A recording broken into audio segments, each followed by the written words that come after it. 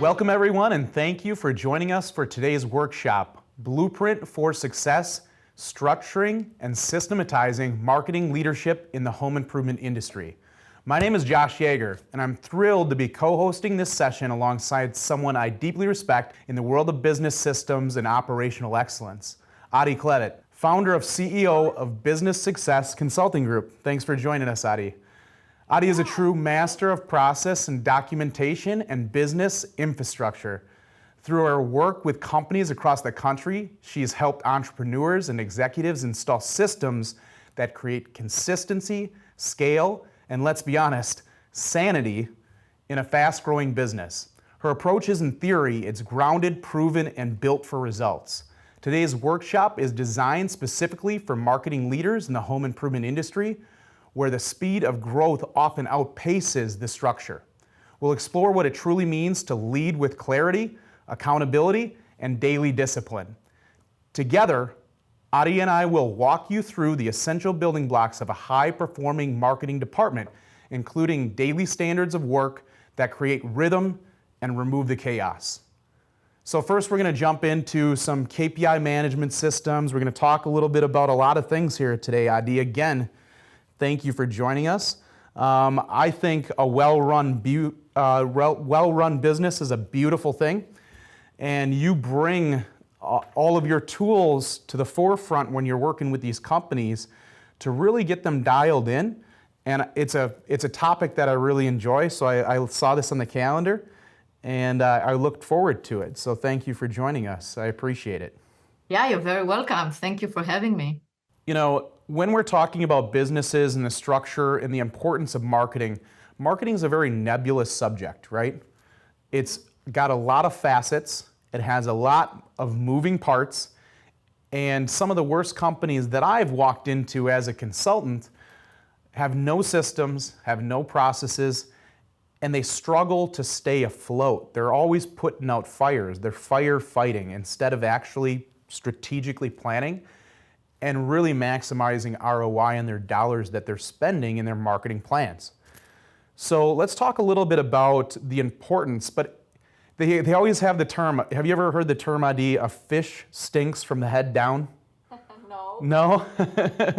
Well, that's kind of a old, it's probably American cliche, but it just means that a department is only good as who's leading it, or a company is only as good as who is leading it. So what I thought we'd talk about here today is how we structure ourselves as leaders of organizations to really dial in our marketing plans.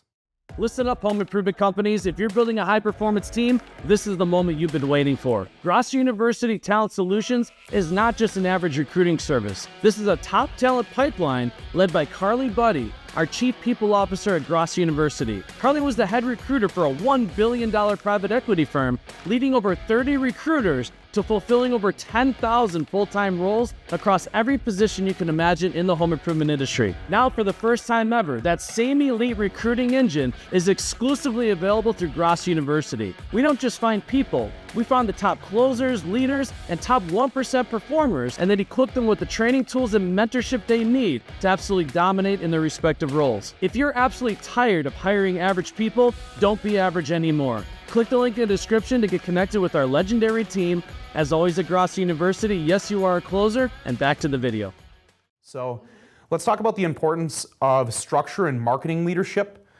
So, and especially for the home improvement industry, Adi, what do you see as some common issues, inconsistent workflows, maybe lack of standardized processes? What do you see as issues in today's home improvement business? Yeah, there are different issues. I'm talking about it from the process standpoint, is lack of documentation or lack of systems that basically leads to lack of consistency, lack of basically streamlined efforts, meaning you just do things over and over that are unnecessary. So it's the lack of efficiency, having to have callbacks or errors, or if you are losing employees, then it takes time to get somebody else there up to speed because there are no processes. Right. And I see when I'm in organizations, I think my organization is really conducive to how many tabs I have open on my computer, right? If I don't have a process for it, I'm gonna keep that tab in the background kind of as a note that I need to do a task. I'd like to be a little bit more organized than that, but that leads to some chaos, at least from my perspective. The benefits I see of structuring your marketing department and having SOPs and having a framework is scalability. It's efficiency, but really it's about freedom for business owners. So you don't have to babysit your marketing department or babysit your staff or the people on your team. As a leader, you never want to babysit people, and you can do that by creating defined structures, right? And when I talk about defined structures, I actually go back to my e-commerce days when I worked for a large organization in the automotive industry. They had implemented lean process management. They had sent us for certification in project management. And one of the hugest things that made me elevate myself to another level was my daily standard of work. It was really just a checklist that I created in my marketing and sales efforts so that I knew that at the basic level, I was going to complete all the necessary tasks that I had on a daily basis. Now, when I'm talking about standard of work calendars and I'm talking about those checklists, I'd have all my necessary work from a daily, weekly, monthly standpoint built into that. So every day I would go on there and I have it digitally and I would check off those boxes. So now from you, what do you think are some tasks that you would standardize from a marketing perspective? Or where do you think you'd start? If you go into an organization and say a person is looking to create a standard of work, where do you start, Adi? And if, particularly in a marketing leadership role, how do you think you'd go about like auditing and making sure that they're being as efficient as possible? Right. So if we are documenting the marketing department, so we're going to do a whole observation and analysis of the marketing department and map the processes. So there are different things that go into a marketing department. It can be your call center. It can be your social media. It can be events. There are different aspects of it. And what we will do is map each one of the steps for each one of those aspects, it's one of those areas. So let's say, for instance, the call center. So we'll take the call center, we'll break it down, and we'll figure out what we need to document there step by step, all the way from receiving the call until we actually schedule, and all the other aspects that go into it in terms of what happens if there is cancellation. So what happened when you had to do a rehash or callback or whatever it is. So we have those, we identify what they are, and then we start documenting it. Yeah, and we always described it when we were talking about lean management principles and standard of work. What we always described it as was putting a wedge in place. You're pushing this ball or this rock uphill, right? You're pushing it as a team uphill. And what we called our standards was the wedge, so that you didn't have to continuously push that. You could wedge it in there and it wouldn't roll back down the hill, right? So you could maintain your progress. You could maintain your progress on that standard and become more and more efficient over time. The wedges that you completely replaced were going to be your continuous improvement. So taking a look at that and auditing the efficiency of the plan you put in place and then wedging it after you put that in place. But I actually was interested here, Adi, I'm gonna get some feedback for you for some of the things that I've implemented. I'm gonna share my screen and take a look at some of the standard of work that I have so that our listeners or our viewers can take a look at how I organize my time. And because you're the expert, Adi, I'm gonna have you give me a grade on these things. Share away, that'll be fun. It'll be good for our listeners for our viewers to see it. Absolutely. So I'm gonna take a look at, I'm just gonna share the entire screen here on the Zoom feed. We're gonna jump into what I like to call my CMO daily, it's my SOW, standard of work, okay? Yep, this is how I was organizing my day when I was a CMO for a large organization in the home improvement industry. I picked this up again in the automotive industry, so there's a lot of people on my team, so every role in that organization had a similar standard of work calendar, especially from a leadership perspective. My weekly one-on-ones would include me going to the CEO of the organization and looking at the standard of work calendar and going over this. So at least he knew that he was putting a wedge into the marketing processes that he wanted done on a weekly basis and a daily basis, daily, weekly, and monthly basis. So, something and I categorized a lot of this stuff. A lot of it would be reports, data, tasks, or meetings that I had to participate in to keep myself moving in the right direction. And then to the right here, we'd have different tasks that were outside of your standard of work. So it was more like a working list of tasks with due dates on the right-hand side. So taking a look at this, it would just be reporting tasks on a daily basis. So every single day I'm going to be clicking the boxes, and this is just my template. But I also, so that I could share this with people, I had a video built right into this so that I could go over all of the things that I included in this standard of work so that people could take a look at that, right? And they could create their own. So I had tutorials on that for them, almost like wedging something in place, Adi, so we could keep that ball moving uphill with the rest of the staff creating their standard of work as well. So going down to the weekly work calendar, all of these things, and I designated specific days to take care of that based on my bandwidth and based on my workload. And it would be meetings, different audits that I would have, event trackers. You were talking about going in and just observing and taking a look at different projects or processes and just observing and writing down step by step how you completed those things. Now, once you do that, I'm sure, and I'll have you fill me in, you had audits of those processes once you were able to do that so you could look at the work that you had done to see if they're implementing it and sticking to those processes, right? Absolutely. So going down here, obviously every day of the week accounted for, and my one-on-ones with major managers and leaders and people and members of my team as well. And then we had the monthly work, and that would revolve around things like calculating commissions or return on investment or marketing closeouts for the month prior to see if we hit goal, if we had enough leads, if our demand generation was on point, if our call center was efficient enough. All of these things, kind of auditing, having meetings to take a look at the website and different promos that we had going on our promo calendar. There's a lot of moving parts, like I said. I always envy sales because sales, you can put a script together, a sales process together, the 11-step selling methodology, and you can go bananas, you can be successful over the course of 20 years with something like that. And marketing is something you got to continuously work on, and no offense to any sales reps out there, but marketing has a lot more organization to it. You look at it, if you have it that organized in terms of what you need to do, but marketing has more of the details of actually the technology, the technical stuff, the things you have to do. In sales, it's a matter of, you create your appointments, but you also have to have time for follow-up. And this is very well organized. I appreciate that. So I get a grade. Do I get A- on this, Adi? A+, A++. Nice. So I appreciate you saying so. So this is stuff that we work on with clients, but Adi, when it's... Well, let me ask you a question, Josh. This is a very good example. So our listeners right now, they are wondering, how can I apply to my own company? They are running, they're not a CMO.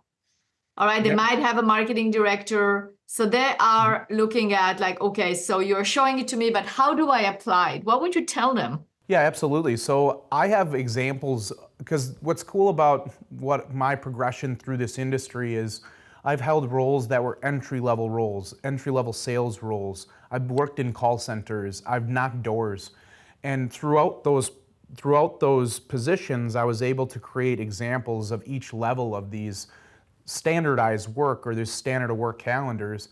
I also created daily stat sheets that people fill out at each level as well, because you can give an example. Now, it's not going to be conducive to that exact company. We'd be able to customize that per company, but it gives you an insight into each level of the organization and what types of things you might include on that. I have canvas managers, event managers, and different things like that built out into this. And then the way that I'm taking care of that standardization is those videos, the embedded videos. Was something I adopted. I was an early adopter of screen grabbing whatever I was doing and then just shooting it over to people because I was trying to efficiently use my time. So that's more of, I'd have to take a look and observe, like you. I'd have to take a look and observe what they're doing currently, because I don't like to go in there and blow up what people are doing if they're efficient. I'm not here to say that everything that I did on my daily calendar was exactly how you conduct your processes. I mean, I even had on my daily calendar that I had to take care of emails. A lot of other people don't need that on there because they're able to focus and put their head down and maybe take care of those. I needed to block my calendar out. You see, most of these things match my Google Calendar and my Outlook calendar so that I can really wedge those things in there. Otherwise, I'll completely disregard my email and people will be getting after me on my follow-up. And maybe that's probably the biggest complaint I have from a lot of people.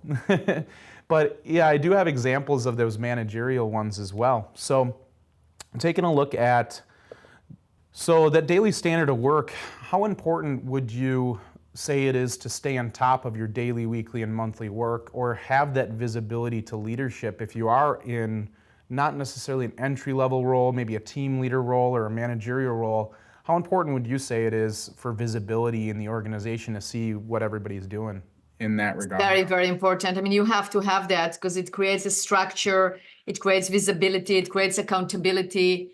You know, we go into businesses and we figure out what are the processes that they have and what are the processes they need to document, and we document it for them. So then from there, you can create a checklist similar to what you created, but now we have the playbook.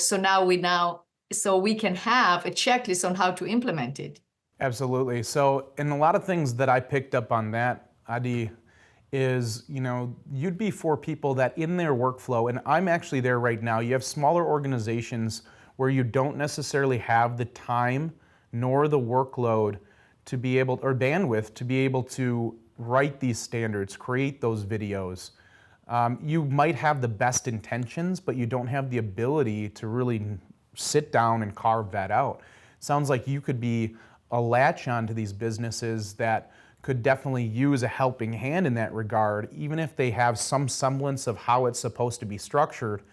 You know, somebody to come in and make sure that it's just turnkey for them to have those things wedged in place or their standards created. Is that true? 100%. That's exactly what we do. Yes. So yeah, now that we've covered the daily standard of work, I always thought that businesses, and it's on a spectrum, right? You have very successful businesses and anywhere in between and less than successful businesses that are taking the steps to move in the right direction. But one of the biggest differentiators when it comes to businesses is going to be our handle on our KPI. They're looking at the right things, they have a standard for the reports that they're pulling, or they have a process so they have consistent data, or they're looking at consistently a time frame of data and different KPIs so that they can look back and see their week over week improvements, their month over month improvements.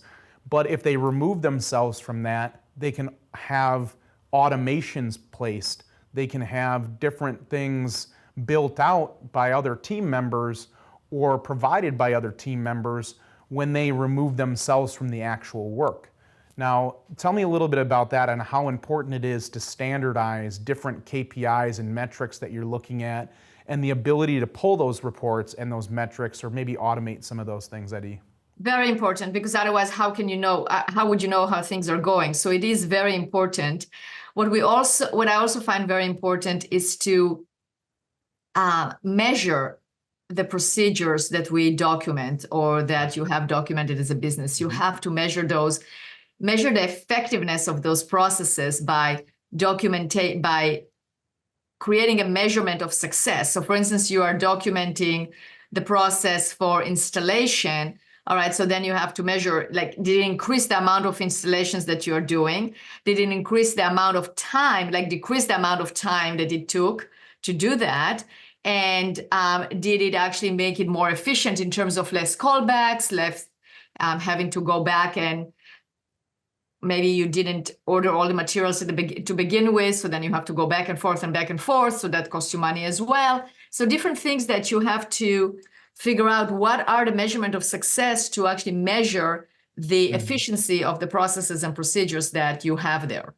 Right, right. And that is one of the most challenging things. One of the most important things is identifying the specific KPI or the specific measurements that you're going to be taking a look at, and they're the most relevant to your success, right? Right. So when you were looking at marketing, like what would be some of the KPIs you were using? Cost per lead is huge. Cost per lead per channel, because it's going to be, you're going to have a wide range of lead costs based on their efficiencies. So what I always want to do is say, how much am I spending for a raw lead, okay? And then looking at set rate, and it was also looking at the most important levels of the funnel, right? So how many leads, volume was key, because if you don't have the volume, you don't have leads to call, you don't have leads to set, you don't have appointments. So, but also you can't just be spamming money. Usually you're working on a budget, so it's volume, cost per lead or CPL, and then set rate by your call center, your contact center.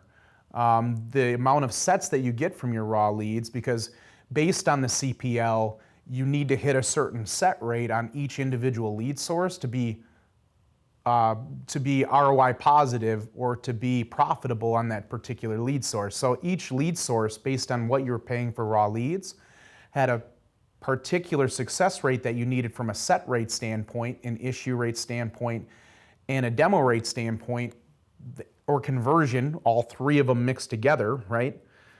That you needed for each one based on the CPL at a different level, right?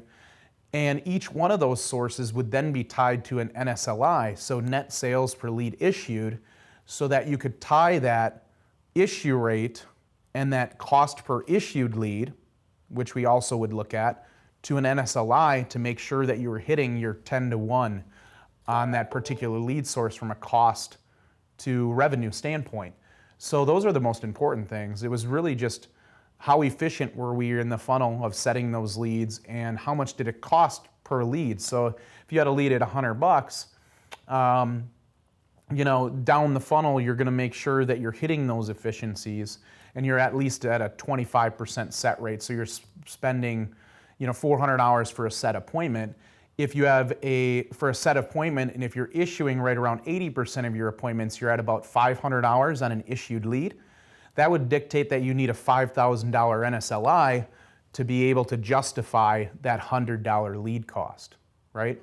So those are all the things that I'm looking at, identifying the KPI, and that's a great point that you brought up, Adi, is each individual, from a marketing standpoint, but each individual department. If you're talking about operations, if you're talking about, what is it, time on the install, or different efficiencies that you're looking at, ordering efficiencies, or how many orders does it take to get the materials for your particular job that you need to look at and put a wedge in so that you're ordering correctly, or you're spending the requisite amount of time on the job to remain profitable on the job as well.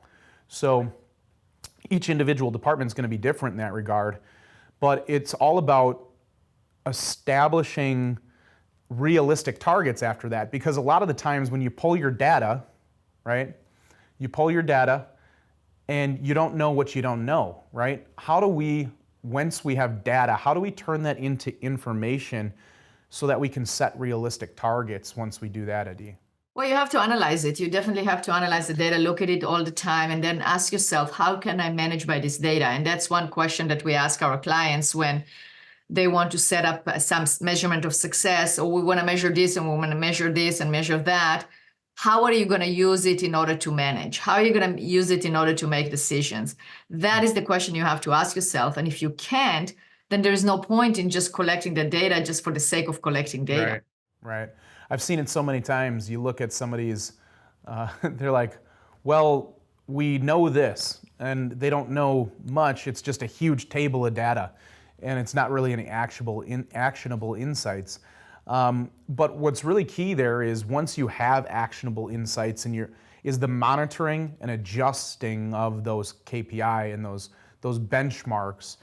And once you do know, maybe you got to just take a step back and see approach in terms of just monitoring that for a short period of time, because maybe it is something that you're just starting to look at. Maybe you're diving into zip codes and their efficiencies. set rates per zip code or NSLI per zip code and different things like that, and it's going to take some time. You'll analyze the data that you have, but unless you have this massive data set or this massive list of customers, or you're a newer organization, you might just have to wait and see. That's not the most efficient way to do things, but obviously that's kind of the process when I jump into anything. It's identifying the relevant KPIs. We're talking about like one-off projects as well, too. Absolutely. Yeah, Yep. that's exactly right, Josh. You're absolutely creating right. campaigns.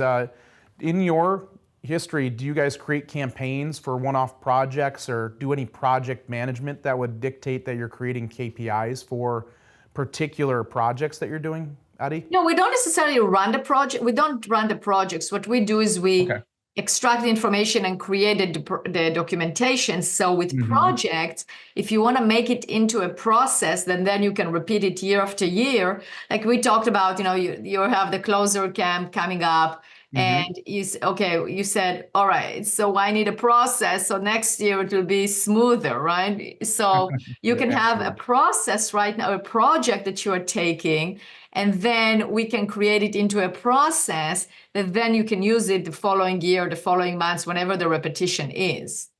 Perfect. Yeah, and it sounds like at BSCG or Business Success Consulting Group, you guys are, taking a look at the processes. And it's the old adage, you're teaching somebody to fish. You're not giving them fish, you're teaching them how to fish. Is that right? That's very true. Awesome. No, it sounds like a great service. And a lot of the companies that I am involved with, that's kind of the missing link, right? They know what they need to do internally, but they have so much siloed information, right?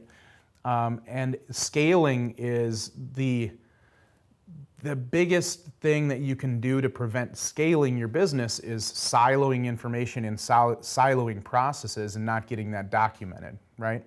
So we talked a little bit about project management.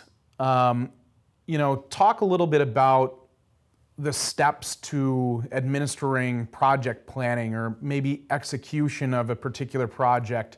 If somebody brings in BSCG and has you guys work on a particular, say it is marketing, how does that kick off? How does that timeline look for you to be able to plan a project and also take a look at monitoring those processes? Like, how long does that take for you guys?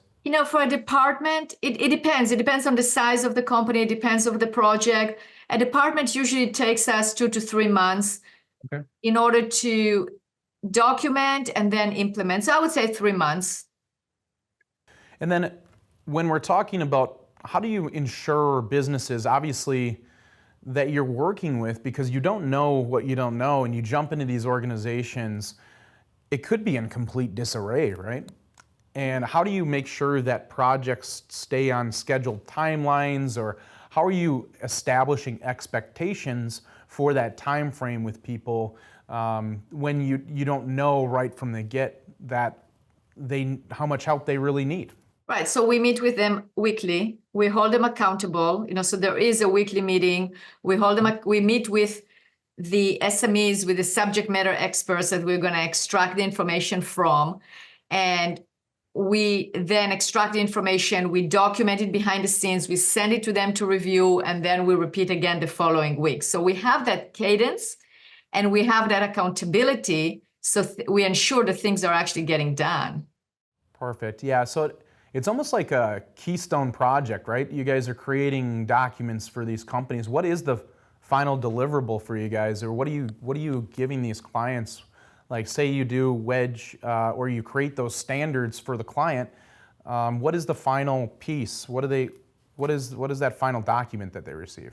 The final piece will be well-documented processes that are followed by all. So we not only document it for you, but we also make sure that your staff is going through it, they're reading it, they read it, they know how to use it, and we give you specific steps on how it can be implemented and used by everybody in the company. Yeah, so talking a little bit about systematizing marketing processes, for example.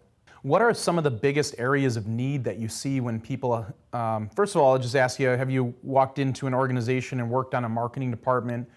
And if so, what were some of the biggest areas of need that you see in some of your clients in the marketing framework of their organization? Yeah, we document many processes, but all areas of the company, including marketing. So we've done many of those. It really varies company to company. So I see the need to document, for instance, the call center, the canvassing, the events, anywhere where you might have some turnover, you want to make sure that you have training for the people that you are hiring. It also might be areas where you need to increase efficiency. So you definitely want to document there in order for you to create the correct changes. Yeah, absolutely. I think you hit the nail on the head. It sounds like a lot of the areas of need are the structures or the departments where you're people heavy, right?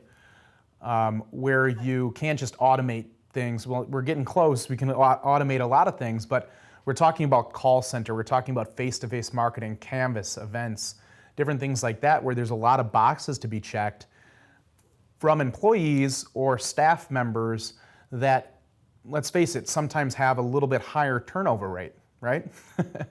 So it sounds like some of the biggest areas of need, maybe people on here are particularly enjoying this portion of the conversation because they're thinking to themselves that most of their documented processes that they need inside their organization is the call center, is their canvas, or maybe they'd love to launch a canvas team, but they don't know where to start. And it sounds like, getting those policies and those procedures documented preemptively is probably the best practice, but a lot of these companies out here that are listening on are probably thinking to themselves like, I already have a call center, I already have people working in my canvas department, or they're running events. How difficult do you find it is to work with particular individuals on the team? Maybe they have 10 years of experience. Maybe they've been in this industry. And how do you broach the topic with them that they're going to change their processes or they're going to rely on you to become more efficient? And maybe, let's face it, tell them that they're doing things wrong, right?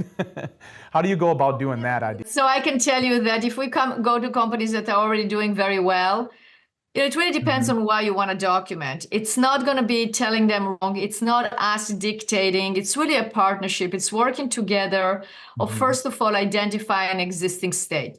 How are things being done now? Let's make sure that it's documented. So if something happens to that individual, the knowledge doesn't go away. Then we ask, people know where are the bottlenecks, where are the gaps, what are you running into, what would you like to do better? And we apply change management, so it's gradual, it's step by step, and then we figure out, does it work or doesn't work? We don't do drastic changes, especially not in companies that are doing well. Yeah, I'm just thinking too, there's a lot of prideful individuals in this industry, right? So it sounds like you handle that pretty well. I mean, obviously, change management is crucial for moving forward and continuously improving. And, obviously those wedges that we were talking about earlier, a lot of people in this industry I've found are very, very open to looking at day-to-day processes and becoming, quick to adopt technologies, quick to adopt processes, or have a little bit of help. So that's pretty awesome. Now, Adi, I want you to brag right now. I want you to take a look at maybe some other clients that you've had in the past, and let's talk a little bit about some of your biggest successes, if you can think of them. I know I'm putting you on the spot off the top of your head here, but what can you think of in terms of your business success consulting group? What's been your biggest win or some of the best projects you've been on or been involved with? Clients selling their company double the price that they got for their company. That's awesome. That's a huge success. Being able to spend opening multiple businesses because now they have the time to do that. Ability to not work in the business 80 hours a week, but actually having a life. Those are just big wins that when we hear that, it's very uplifting. Like a client just told me last week that he is able to look at opportunities that he was never able to look before. Like he can actually look at getting his business globally as opposed to just in the US, because he's able to actually investigate those possibilities. So it's great to hear that. Yeah, that sounds ideal. A lot of business owners out there working on their business instead of in their business is kind of the ultimate goal. It sounds like you're able to help people achieve that, and really take a look at the processes and scalability. If you're taking your business back, you're owning your business, you're owning your life, you have a better work-life balance when you get those wedges in place and you build those structures, those policies and procedures. But also, if you want to scale, like maximally scale, add locations, add just departments, maybe different product verticals, it sounds like that's all in your wheelhouse. That's really exciting. It is. It's very exciting. I agree. That's awesome. So taking a look at what you guys do for these organizations, and private equity, that's another thing that we barely touched the surface of, that you brought up yourself, Adi. And a lot of the people listening on might be pushing towards that acquisition or towards being involved in those conversations. And that is one of the first things that they look at. They look under the hood, because a lot of these, if you're going to leave your keys on the desk as an owner, what are they buying, right? You hear these horror stories out there, and I think private equity firms are becoming a lot more wise in the field to these horror stories of, you have an owner operator that leaves the business and it, falls off a cliff or it tanks. I don't think they're doing extra due diligence nowadays, because there are so many companies that are in competition for these private equity dollars. You have to have things dialed in from a department. You do, and that definitely increases the price. The price of the company, and it also mitigates risk for the buyer. Absolutely. Right, and we were down in Houston. We were talking about it before the webinar here. We were talking about it before the workshop here, and we heard from a lot of private equity, and they were talking about systems. They were talking about processes. Adi went up and spoke. I went up and spoke. I talked about building systems and processes from a Canvas perspective and from an event perspective. Adi talked about building structure and building standards of works in your business. And it was almost like every speaker was talking about the importance of building structures within you. And Michael Gerber even went up there and talked about structure, didn't he? He talked about McDonald's and how they made themselves so efficient that they're the quintessential burger company in the entire world, right?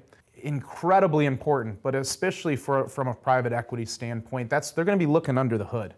There's not going to be any hiding anything anymore, right? So now that we're moving on, the future is so bright for the home improvement industry, including private equity and all of these other things for people who are looking to scale and build their businesses. Not any more so than AI itself, Adi. Where does AI come into building structures and building templates and standard of work for your business and those standard operating procedures and those policies and procedures? It definitely is a tool. We utilize it. Our clients utilize it. It's a tool that you drive. We use AI as our strategic partner, not necessarily driving us, right, but we drive it. It's a tool and has to be utilized, and we do. And I always, as a marketer, right, we'll tie this back to marketing and AI. We're still in the era of being able to tell that it's AI, right? That's very true. You got it. If you don't have policies and procedures to really comb through that stuff, it's almost like you have to proofread it like you would a normal employee. It's almost like a team member as opposed to something that's steering the ship. Would you agree with that? I do. Yeah. I pull stuff from ChatGPT. You go on to Gronk or anything like that, and I'm always sifting through it. And even then, it depends on how much I have on my plate at that particular moment. I might post a post that I have to edit because it's still got the AI notes on the bottom of it. It says, I'm going to give you a list of relevant hashtags, and it's right in there right before your hashtags. And then Dom will hit me up and be like, hey, you should probably remove the AI notes from your post.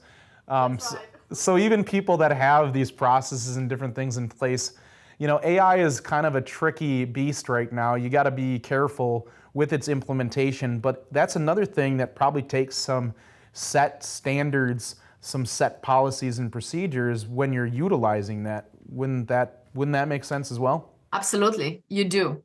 You do. That makes total sense. Yeah, it's a kind of a wild world we live in, but one of the things that I've been utilizing it for, just building those videos and the scribes and different things like that, so you're able to build your policies. But nothing beats going to what I call Gemba, right? Are you familiar with that term? So going to Gemba, it's actually a term that's utilized like going to the work, right? So the Toyota Motor Company implemented a lot of lean management principles, and going to Gemba is the process in which it was in manufacturing where this originally took place. But they'd go, and people who were writing those standards would go and just observe the person on the line who was creating bumpers, so to speak, and the person who was packing the boxes with the bumpers in and loading them into the trucks. They'd observe. They'd just sit back and observe. And I think with AI, we have to do that as well too, is just be on the lookout or observe those processes, go to Gemba with AI, and not necessarily take it at face value that it's handling everything appropriately, right? Now, this is one of my favorite topics, so we could go on and on and on. And obviously, taking a look at maybe even insight-driven optimization from AI standpoint as well. So we talked about kind of tying all these things together in the end, where AI can actually give you insights. We talked about data tables that are just data for data's sake, right? How do we turn that into actionable insight? And that's one of the ways that I think that we can use AI as an assessment tool, an audit tool. Yeah, you can totally use it look, when you look at the, like let's say the apps that exist in order to evaluate salespeople, that's AI driven. Correct. So you basically have a process. You have to have a sales process for the AI to recognize if it deviates from the process or not. And we have done that. That's one of the ways of using AI, is to use AI in the to evaluate if the process is being followed or not. And that's where I was going with that too. I'm glad you filled that in, because what I'm getting at there is, I don't think necessarily AI is going to be able to create the processes for you, but it can definitely... AI cannot create the process, and we've tried that. If AI wouldn't be able to create the processes, we would use it internally, so save on labor, but it doesn't. And I actually tried to record a call with a client and run it through AI, and it's like totally hallucinating. Sometimes it works, sometimes it doesn't, but there are good things you can use with AI. You can use AI for process improvements, so it can help ask the right questions, but it can also help, if you provide the questions, ask what other questions am I missing here? So then it asks the questions, you read it, and you figure out, oh yeah, this one does apply, this one doesn't. So accordingly, we use that accordingly. Right, and especially from a marketing context, right? It's so nebulous. You got so many moving parts. It would need to know everything and all things about every particular use case to try to standardize those things. So what I've found is, obviously, the audits, taking a look at adherence as an AI leveraged, leveraging AI as a tool for adherence is when I've found it's been the most beneficial, but not necessarily when I'm building out those processes, right? So, no, and that's just, and even then, the continuous documentation of those processes and your implementation of it too, because let's face it, AI right now, if you're talking about its prompts as well, I could have you go in there and say, create a process for reaching out to a rehash lead, right? And it has a step-by-step process. If I'm utilizing this CRM, this call system, this, and this, and it'll spit something out. But if you don't go in there with the exact same verbiage in your prompt, you're gonna get something totally different. Yeah, you will get something that is different. The way to utilize AI with that is I'm writing my SOP like about on rehash. Here are the steps. This is what I do. Read it and ask me questions, one question at a time, in order for me to improve the process.